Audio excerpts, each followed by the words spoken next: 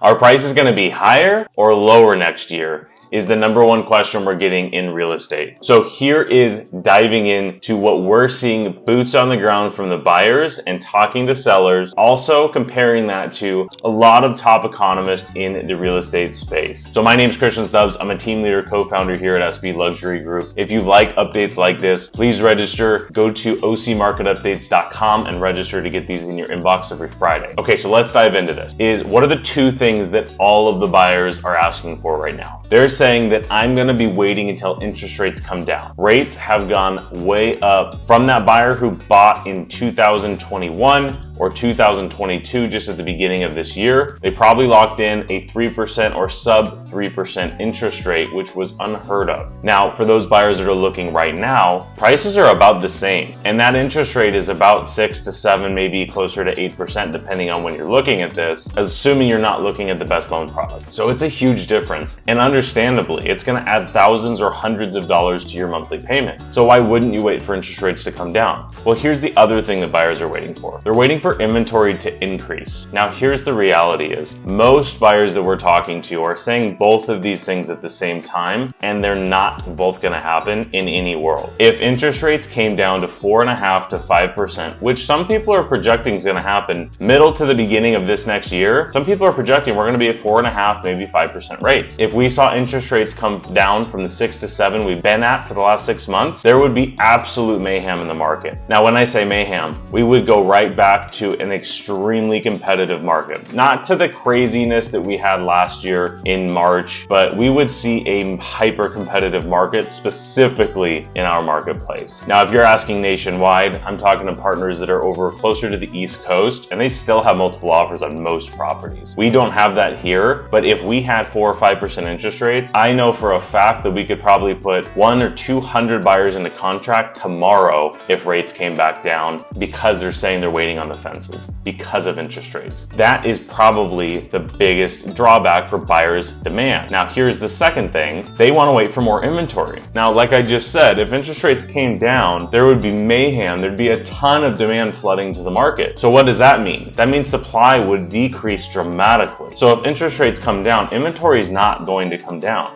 We've seen interest rates double, and our inventory has gone from about 1,000 units to 4,000 units. Not even, we're about 3,800. We should be at 8,000. So even with double interest rates, way less demand, prices are flat and buyer demand's dropping, but inventory is not increasing. So what my point here is, buyers are not gonna get both of these things. So in my opinion, you either sit tight, assuming rates are gonna stay high, and wait for that perfect house, which you always should buy the right house, don't get me wrong there. Or you should take a step back and realize the buyer that's taking advantage of the prices right now is getting a great price on the house, because any seller that's on the market here, especially in the holiday season, needs to sell their home. And the buyer's taking advantage of knowing that there's an extremely high likelihood in the next 5 to 7 years, they're gonna be refinancing out of the loan that they get now, probably soon. So those are the two major things, and both cannot happen. Now, if you're waiting for rates to taper a little bit, I have a quote from a lender partner that we do a lot of business with, and he said, buyers always do this. They're always waiting for the rates to come down, and the second they go up, they buy. And there is a scarcity mindset in the sense of like, oh my gosh, I don't want them to go higher, which happens all the time. Anytime we see an uptick in rates, people get off the fence and go in and buy. Now let's talk about what the economists are talking about for the overall market. This is nationwide numbers. As we look at Ivy Zelman, who is the most conservative as to what's gonna happen next year, massive economist for real estate. NAR, which is National Association of Realtors, Mortgage Bankers Association, Fannie Mae, Freddie Mac, like everybody who has a massive interest in real estate. Here's the general consensus is